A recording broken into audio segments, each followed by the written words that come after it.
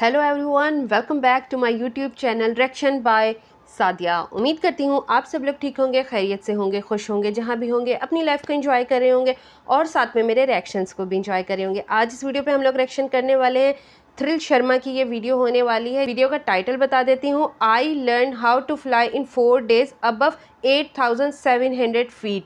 यानी कि ये सीखेंगे 4 दिन में कैसे फ्लाई करना है। लेट्स सी कि ये कैसे तैयारी कर रहे हैं। एक्साइटेड हूँ मैं काफ़ी इस वीडियो को देखने के लिए। इनकी और भी वीडियोस हमारे चैनल पे मौजूद हैं, बहुत ज़बरदस्त वीडियोस होती हैं, तो जाइए उनको भी देखिए। फिलहाल हम इस वीडियो पे रिएक्शन को शुरू करते हैं। उससे पहले अगर आप लोग हमारे चैनल पे नए हैं तो हमारे चैनल को जल्दी से सब्सक्राइब कर दीजिए, लाइक कर दीजिए, शेयर कर दीजिए, कमेंट कर दीजिए, बेल आइकन पे प्रेस कर दीजिए ताकि आने वाली हर वीडियो का नोटिफिकेशन आप सबको मिलता रहे। तो बिना कोई देर किए रिएक्शन को करते हैं शुरू। मैंने सीखी पैराग्लाइडिंग सिर्फ 4 दिनों में एज ए बिगिनर। मैं 4 दिनों में कैसे मैंने प्रैक्टिस की, फेल हुआ, फियर फेस किया, पर एंड में कुछ गलती हुई। इस वीडियो का चैलेंज होगा हवा में स्टंट परफॉर्म करना with proper take off and landing. June 2022 में मैंने पहली बार पैरामोटरिंग से फ्लाई किया, पर ना उसमें खुद से उड़ पाया और ना ही मुझे फ्रीडम महसूस हुई।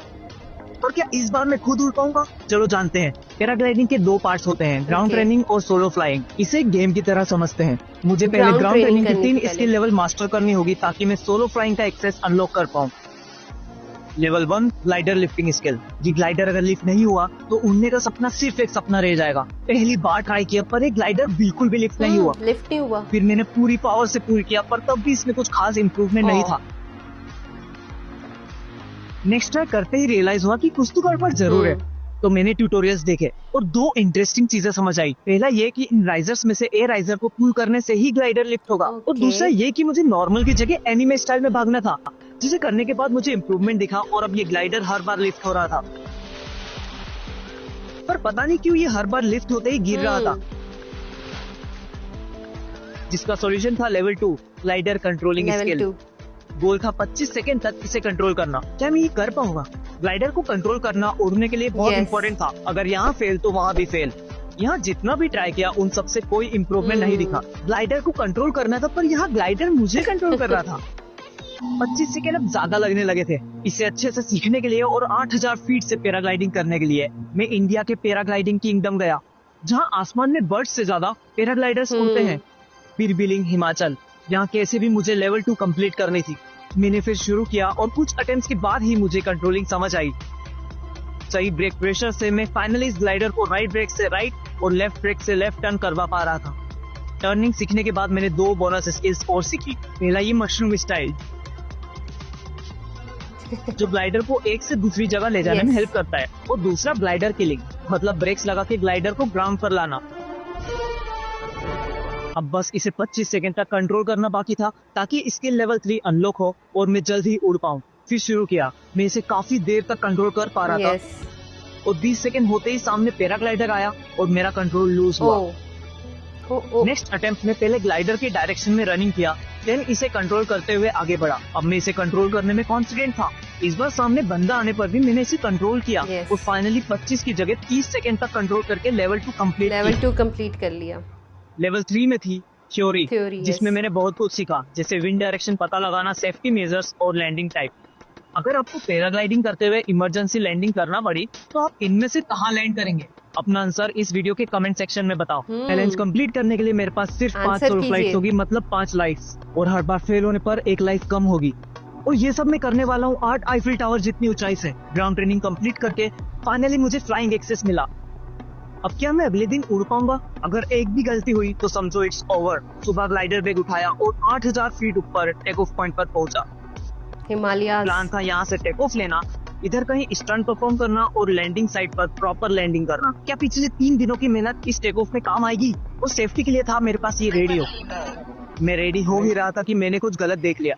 ये क्या हुआ? कहाँ है वो? किसी को खाई में गिरते हुए। चेहरे की स्माइल के पीछे था ये डर। फिर कुछ टाइम मेडिटेट किया और खुद को मेंटली प्रिपेयर किया। हार्नेस पहनकर कॉन्फिडेंटली टेक ऑफ पॉइंट पहुंचा। अगर बीच में रुका तो सीधा खाई में। मैंने शुरू किया and I give it all and started pulling as hard as I can.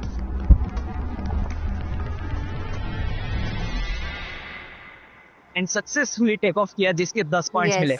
अब क्या मैं स्टंट कर पाऊंगा? मैं स्टंट करने ही वाला था कि फर्स्ट टाइम मैंने टर्बुलेंट विंड एक्सपीरियंस की, जो कि काफी डराने वाली थी। थोड़ी देर बाद मुझे रियलाइज हुआ कि I was living my dream. Guys, I'm flying. I cannot believe this, man. It's like dream came true. Let's see if I can drop this. Whoa. Crazy. Full enjoy करते हुए। Man, I'm afraid also. और ऐसे hand strip flying भी सीखी। I was really happy। अब stunt के लिए दोनों साइड से A2 राइजर्स खींचने थे, और अगर गलत लाइन पुल की तो ये क्रैश हो जाएगा। पहले लेफ्ट राइजर खींचते ही कंफ्यूजन आया और मुझे रुकना पड़ा। दूसरी बार दोनों राइजर्स खींचते ही ग्लाइडर शेप चेंज हुआ और स्पीड इंक्रीज हुई। बॉडी वेट को फ्लो में शिफ्टिंग की, जिससे एरियल स्टंट हुआ तो सही, पर मैं 90 डिग्री स्विंग में फेल हुआ, जिसके कारण 5 पॉइंट्स ही मिले। फिर भी अब 3 वो दिन की करना था प्रैक्टिस जिसकी के मैंने साथ जीरो ये सब प्रैक्टिस की करना थी। Very good. लैंडिंग में सिर्फ थ्योरी काम आने Yes, वाली landing। थी। जैसे हाइट कम करने के लिए मैंने यू टर्न और फिगर 8 टर्न्स किए। Okay, so now I have to land. I can see 3 wind socks. हवा के डायरेक्शन के अपोजिट मेरे को लैंड करना है, और मैं जल्दी डिसेंट हो रहा हूँ। आई गेस अब मैं लैंड करने वाला हूँ। लैंडिंग साइड कुछ ही फीट नीचे थी। थ्योरी के अकॉर्डिंग विंड की अपोजिट डायरेक्शन रखा और फिर ये हुआ। मैं फेल हुआ, जिससे मुझे ब्रेक्स टाइमिंग समझ आई। इससे उनको Landing ब्रेक के टाइमिंग 4 points। समझ आई। चैलेंज कंप्लीट करने के लिए 30 पॉइंट्स 30 चाहिए थे, point पर इस चाहिए बार थे। सिर्फ 19 पॉइंट्स कर मिले। पाए। अब 3 लाइफ बची थी। क्या मैं इस बार कर पाऊंगा? Okay, again, नेक्स्ट टाइम में next फिर day। टेक ऑफ किया और इसमें 10 पॉइंट्स मिले। हवा का टर्बुलेंट होना भी मुझे कम डरा रहा था। मैं अब पहले से कहीं ज्यादा कंफर्टेबल था, Yes। पर अनफॉर्चुनेटली टर्बुलेंट विंड के कारण मैं स्टंट ट्राई भी नहीं कर पाया। 0 पॉइंट्स।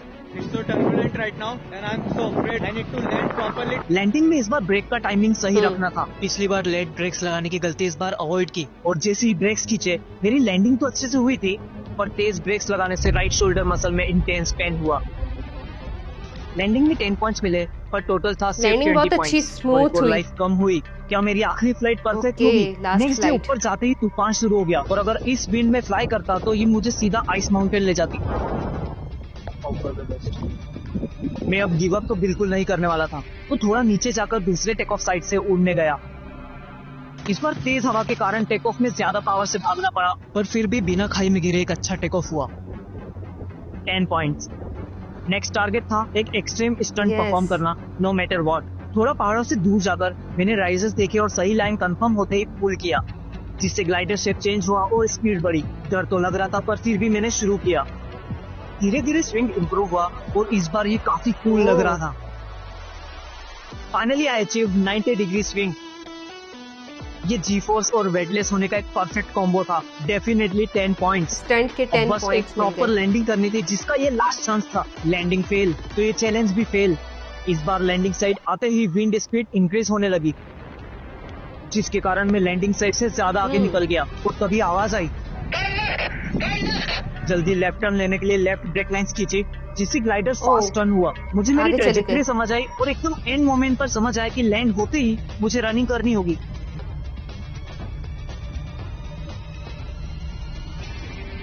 जिसे करने के बाद अल्टीमेटली लैंडिंग भी सक्सेसफुली कंप्लीट की। मेरी लास्ट फ्लाइट अब फाइनली एक परफेक्ट फ्लाइट थी।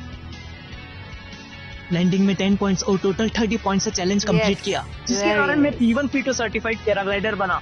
मेरा फ्लाइंग का सपना अब एक सच था। आई होप कि मैं बहुत पैराग्लाइडिंग का जबरदस्त। पार्ट 2 भी बना पाऊँ, जिसमें P3 कोर्स करूंगा और एडवांस स्टंट और ट्रिक सीखूंगा।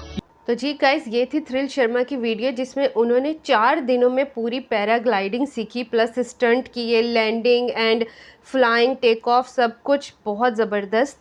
और ये काफ़ी इंटेलिजेंट है, मतलब जो काम ठान लेते हैं उसे कर रहते हैं। तो उम्मीद करते हैं कि इस वीडियो पे आपको हमारा रिएक्शन पसंद आया होगा। हमारा रिएक्शन पसंद आया है तो जाइए हमारे चैनल को जल्दी से सब्सक्राइब कर दीजिए, लाइक कर दीजिए, शेयर कर दीजिए, कमेंट कर दीजिए, बेल आइकन पे प्रेस कर दीजिए, ताकि आने वाली हर वीडियो का नोटिफिकेशन आप सबको मिलता रहे। आपसे मुलाकात होती है नेक्स्ट वीडियो नेक्स्ट रिएक्शन के साथ। अपना बहुत ज़्यादा ख्याल रखिएगा, दुआ में याद रखिएगा। Bye bye, take care.